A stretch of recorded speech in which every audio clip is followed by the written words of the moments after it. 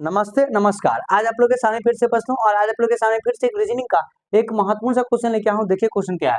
Question है analogy का है WE TH और फिर यहाँ का निकालना और फिर आगे एनन दिया है, फिर की माने के क्यू दिया है, ठीक है।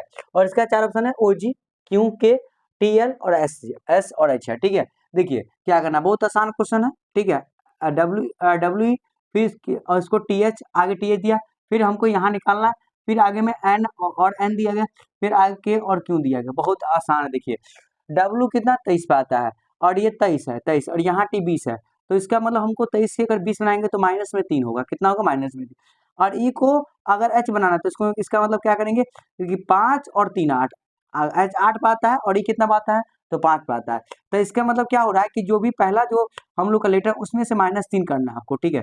और दूसरा जो लेटर होगा उसमें प्लस में 3 करना है, ठीक है।